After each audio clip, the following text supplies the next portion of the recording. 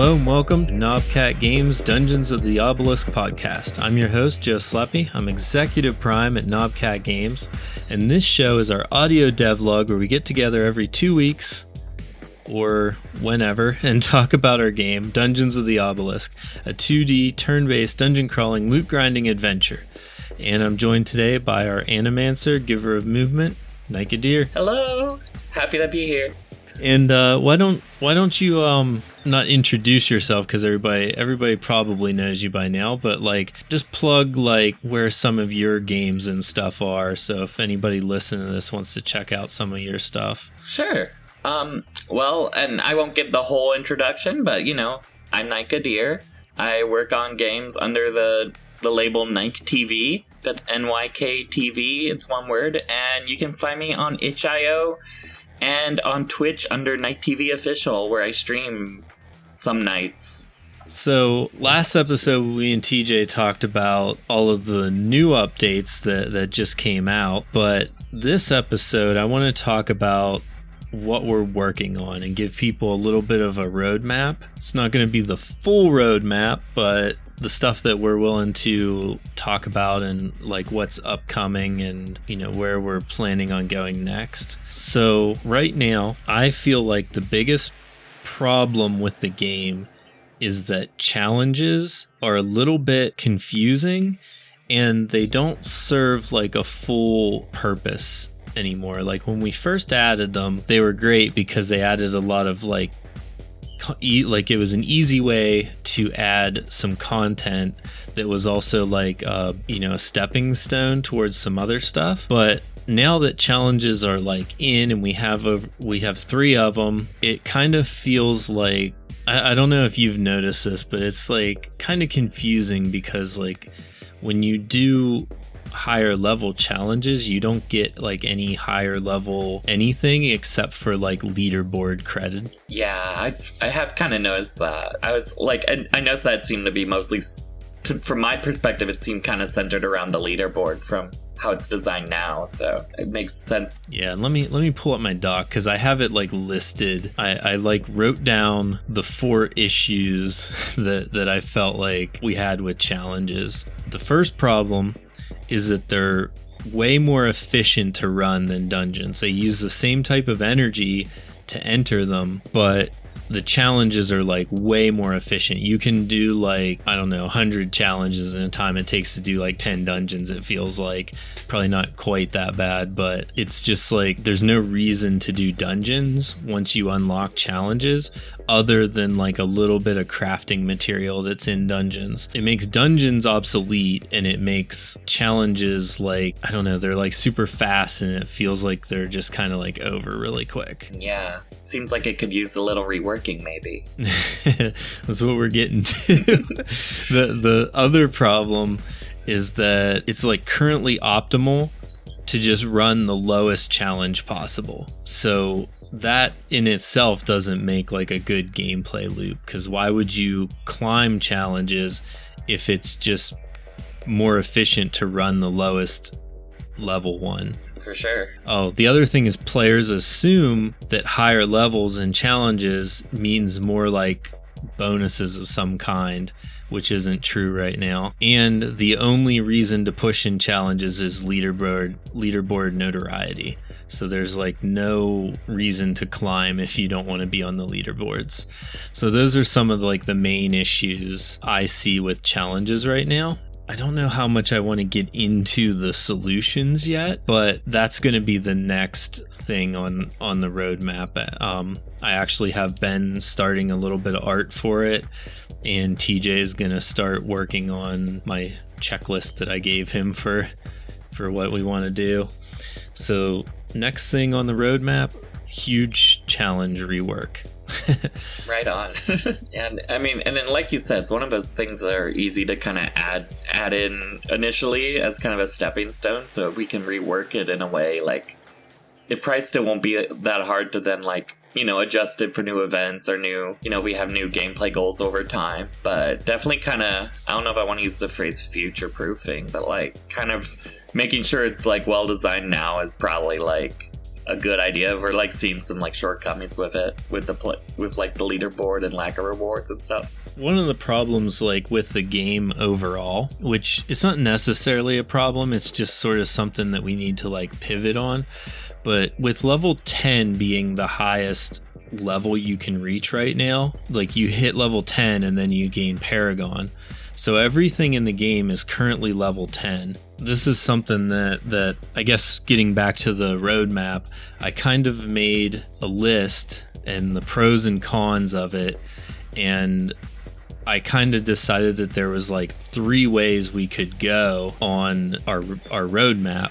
So ultimately we've decided to go on the route which is improving tier 1, which means the other route that we could have went was adding tier 2, which would have took the highest level you could reach up to 20, add in more dungeon levels, more another breach, that kind of stuff, and tier 2 challenges. But tier 2 is going to be, it's basically the whole game again.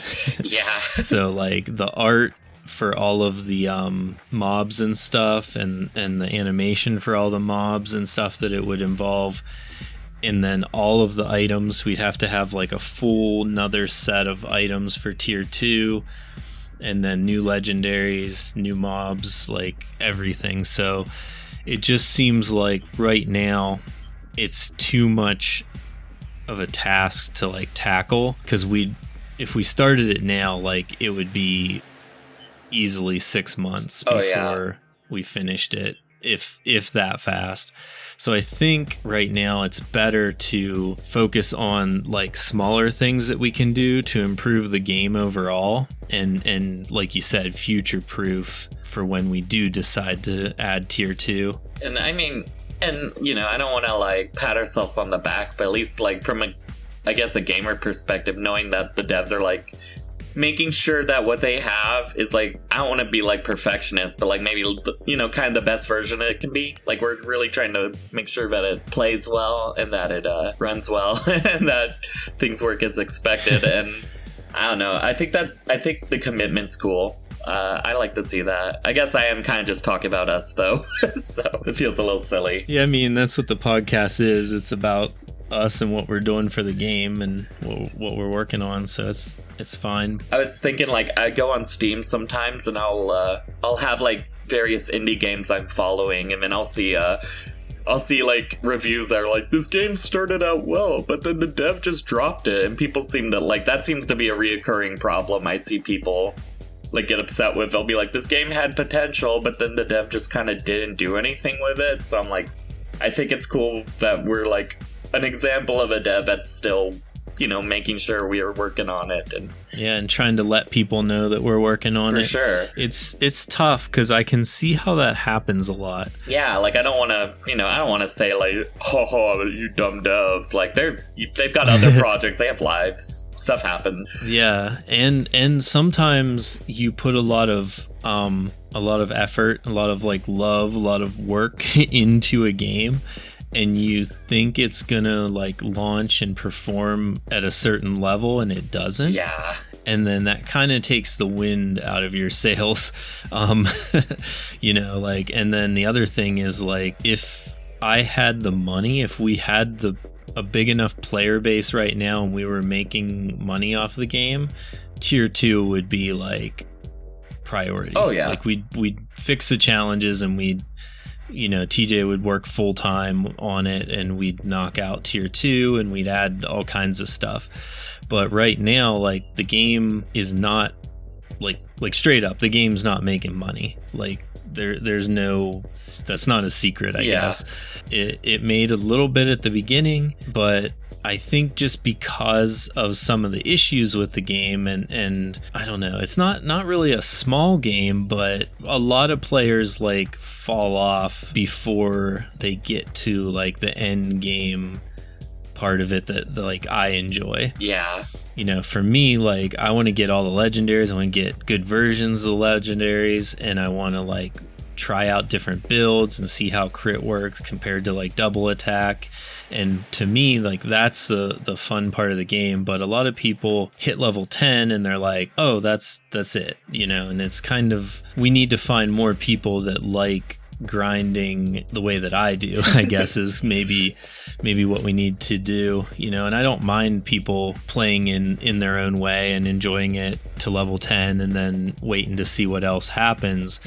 But at the same time, like, it's kind of designed in a way that's supposed to get you to that end game quickly and let you, like, try and find the legendaries and farm for stuff. Yeah, no, that makes sense. It's kind of about that, like, building your character over time and seeing how that kind of develops with your, you know, when you're grinding it and stuff. Yeah, and a bit of like the daily grind too, you know. It's we do have like energy timers and things like that, the astrolabes refill, and that's intentional because some days you want to play all day and you can purchase stuff in the shop or save up resources from like all the freebies that we give, so you can save up and play a lot. And then when you're not doing that, you kind of just like daily regen, spend your weird contraption and kind of just go for, I don't know, just like the daily grind and stuff. So just getting people to see that potential, I guess.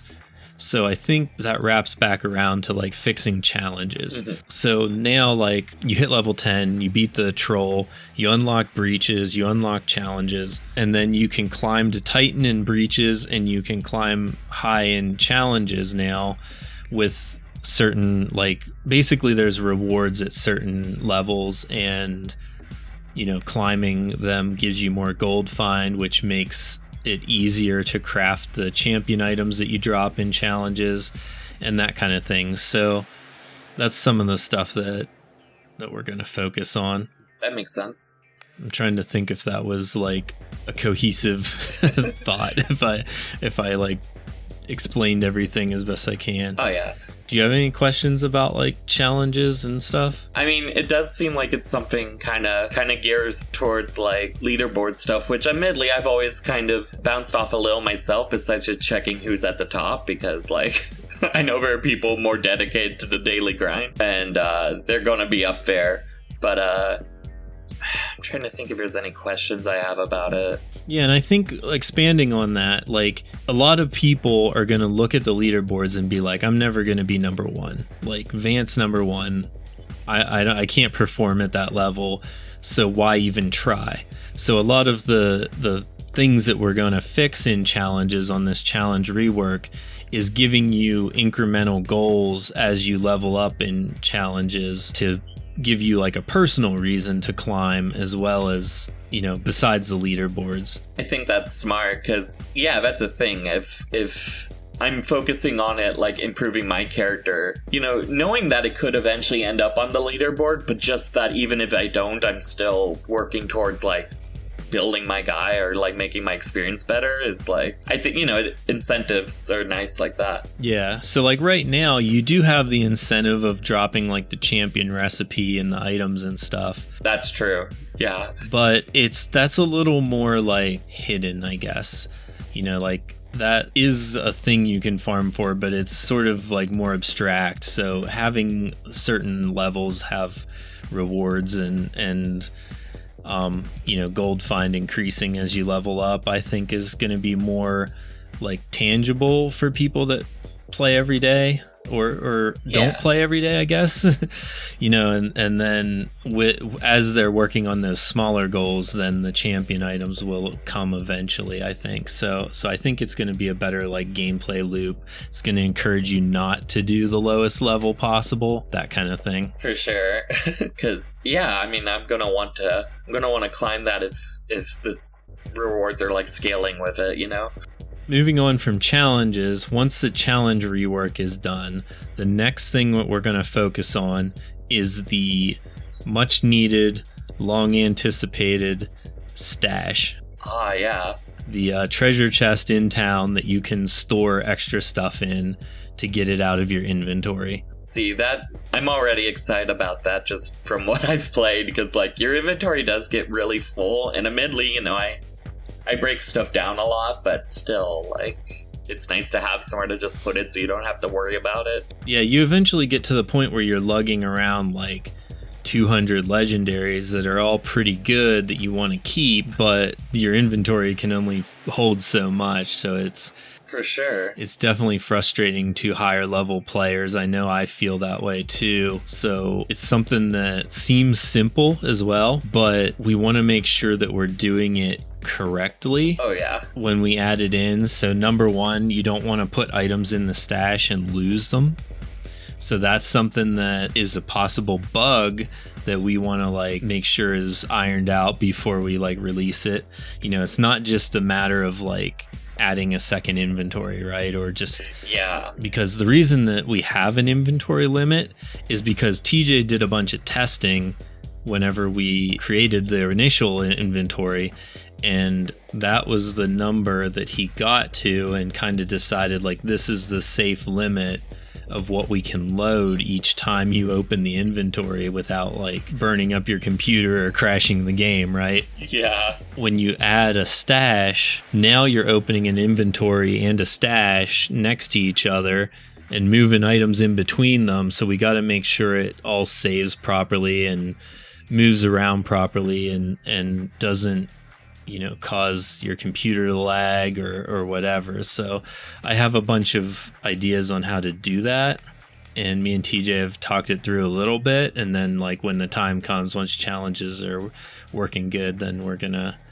flesh it all out and get that working on. I could definitely see how that could be like a bit of an issue, because I remember early on when we were you know, still like before it released and we were testing out like inventories and stuff, it seemed like stuff would sometimes just disappear from your inventory or like get overwritten by something, and having to maintain two of those at once is like probably its own kind of logistical hurdle. Yeah, for sure. And like you have to do it in a way that isn't like you have to do it in a way that makes it so that it's enough value to like stash the stuff in, you know, because you're going to want to stash 200 items, but we don't want to be loading 400 items every time you look at the stash in the inventory. So it's going to have like stash tabs and, you know, have like, I don't know, a dozen of them or something. And then we got to decide how big each one of those stashes tabs can be. Yeah, I almost wonder if we like need some kind of like page system or something. Like here's like 10 of them and you click this and here's like the next 10 or something like that. I don't know. Yeah, and that's basically what I think we're gonna end up doing is like you open the stash, it's on tab 1, then you can purchase tab 2, purchase, you know, tab 3, and you know whatever they cost. If it's gold or crystals, we got to decide that. Oh yeah, it's like an extra chest each time basically. Yeah, exactly. We'll talk more about that once we get working on it, but I want people to know that is coming along. That's something that's going to be our next priority after these challenges get fixed up, because stash is more of a like higher level player kind of thing, because it does take a little while to fill up your inventory with legendaries that are worth keeping. So but of course you're gonna want to be able to hold on to them, because the whole point of like grinding for legendaries is collecting them and having them and messing around with them. Yeah. Stash in town. So that's the next thing on the roadmap. And then I don't know how much I want to talk about. You know what? We're getting close to we're at over 20 minutes. So let's talk about this a little bit, but we're not going to go into too much detail on it. Sure. But the next thing after stashes that I want to work on is creating a game mode that obviously one of our goals is to eventually get like raids going, where players can battle like together, but that's a lot of that's really far in the future. So what we want to do is start out with a game mode that is pseudo multiplayer and encourages like community like working together, but isn't like taxing our system and adding a bunch of bugs that we aren't ready for and stuff, you know, that full multiplayer would cause. So the idea is it's going to be called World Boss. I think that's the tentative name. It might get changed, but it's basically going to be, the idea is one huge monster that's trying to attack the town, and everybody has to work together to defeat it. So it might have, like, I don't know what number yet, we'll have to test it, but it might be like 1 billion health. And you go in and you fight it, and it has some sort of mechanic, and I have like 4 different mechanics that could work, and we're gonna like test them out to see what works the best. But there's some sort of mechanic where you fight it for a certain amount of turns, or a certain length, and then it basically kills you, and the goal is to see how much damage you can do to it before it kills you, and then you're working together with everybody to try and get this monster's health down, and then eventually defeat it. That's cool. I like that kind of collaborative, like, raid boss kind of style to it. That's awesome. To be clear, like, you go in by yourself, but the health pool on the monster is like shared. Does that make sense? Yeah, no, that makes sense. It's reminding me of some things I've seen before, but I'm not sure how to articulate that. Yeah, so there will be a leaderboard for how much damage you do to it total, right? Oh, yeah. It's going to be like ranked based on who does the most damage over the course of that monster's life, right? And then once it's defeated, it'll wait a little bit, and then it'll respawn. And then there'll be like a new leaderboard, and the old one will get, stored somewhere so that people can see it. Nice. And then like it'll also probably use, I'm not sure exactly how it's going to work yet, but it'll probably use like the mail system, so that when someone defeats it, then it gives all the rewards to everybody that has participated. Right on. That's cool. I guess it kind of reminds me of, like, I know some games have like ranked modes where based on how your like team performs by the end of a season, and this is kind of like that, but it's like one team because everyone's working for that same goal. So that's kind of cool. Like, just like the idea of like you participated in it, you might get more rewards the better you do, but like if we beat it, you might still get like a little something in the mail or something for your participation. Yeah, exactly. Like everybody's going to get like at least a participation award, and then like rewards based on, either how much damage they do or like the ranking on the leaderboard or something like that. So we still have to iron out a lot of those details, but that is the eventual goal. I mean, I'm hoping the challenge updates go fairly quick, because we're not adding any new like concepts with it. We can already give rewards based on like levels and things, and we already have currencies. We already have, like, what else is even getting added? Like, we already have shop items and stuff like that. So like everything that's getting added for it, the loot and stuff, the rewards and all that, are already in the game. So it's just a matter of TJ getting it all like sorted out and working like it's supposed to. So I'm hoping that doesn't take super long, like a month or two. And then the same with the stash. We already have an inventory, and we already have a saving system. So it's just a matter of like getting the stash working in a way that like saves properly in a new place, I guess.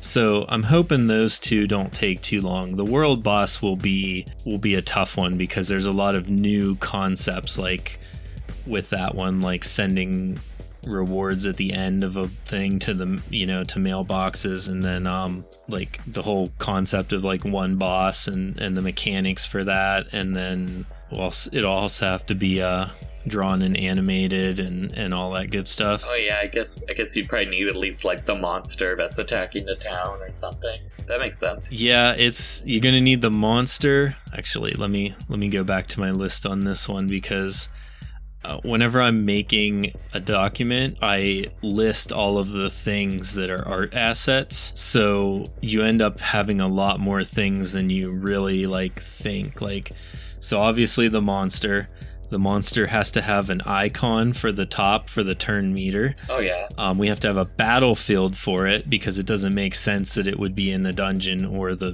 breach. So it has to have its own battlefield because it's attacking Topia. It's in a new area. Oh yeah, true. It's going to have items that it drop. So champion material, champion item, possibly a new set from it, possibly like maybe some new legendaries. I'm not sure on that yet.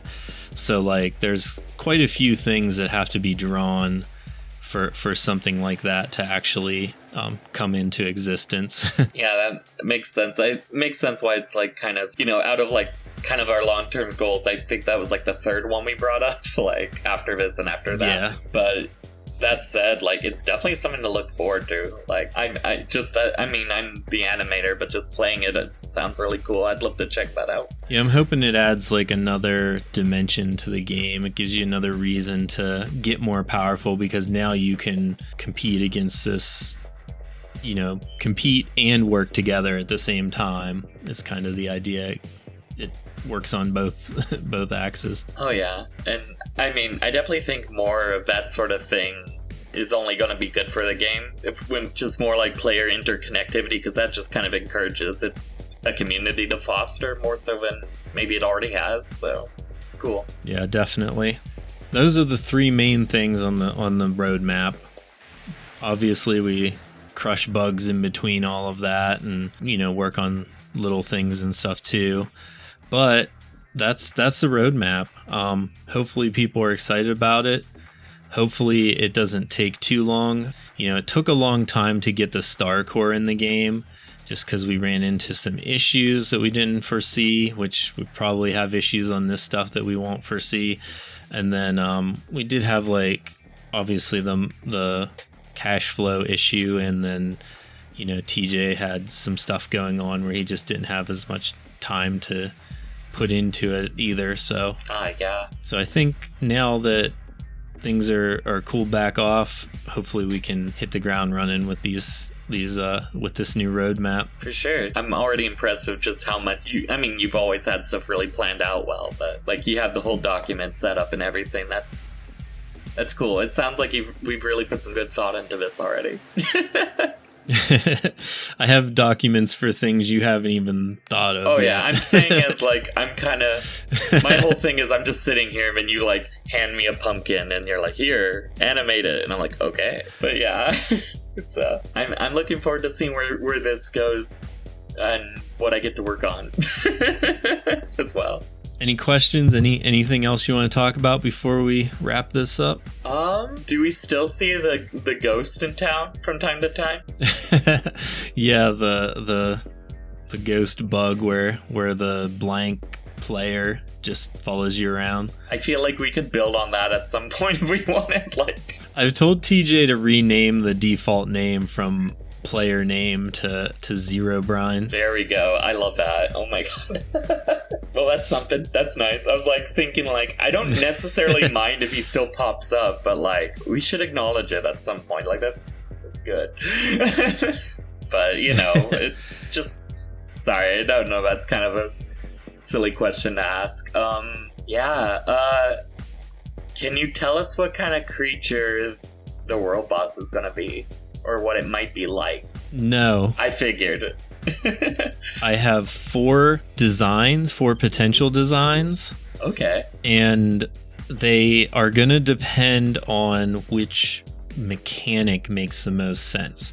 Because the world boss has to, like, obviously because it's got so much health, one player can't just go in there and like do a 20-hour battle and defeat it, right? Oh yeah. So there has to be a mechanic in place where you have a certain amount of time, whether it's turns or damage or whatever, where you fight the boss and then it eventually kills you, and then you gotta like start again, and you probably get so many like tries per day. Yeah. Something like that.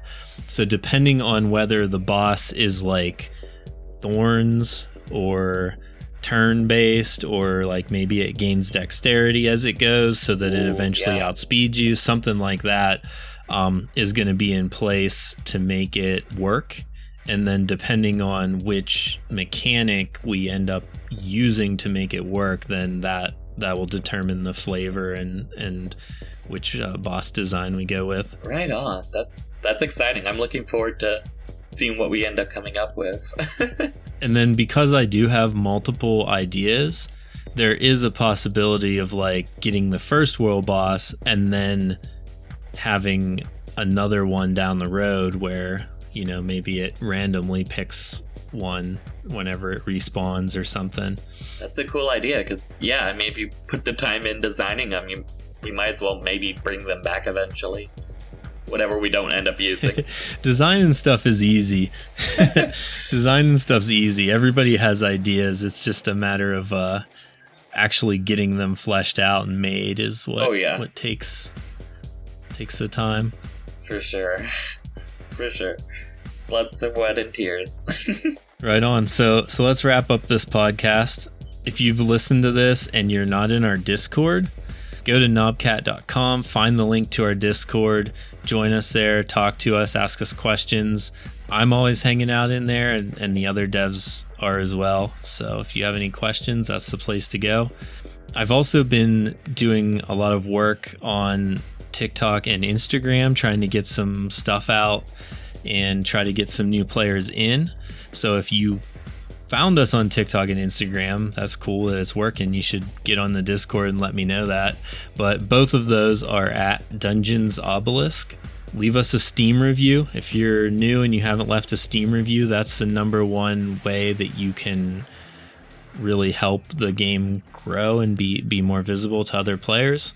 I also stream every other week as I can on twitch.tv/DotO official. And then I do take those videos now and edit them down and post them on the YouTube as well. So you can find the links to that. Or just search Dungeons of the Obelisk on YouTube is probably the easiest. And then just one other thing, the reminder that dungeonsoftheobelisk.wiki exists. So if you have any questions or want to know like stats or things, that wiki is available. And I put a lot of work into it, and I actually need to do some updating on it. So I think that's all the stuff. Thank you for hanging out and listening to this, and we'll see you on the next episode. Bye. Bye.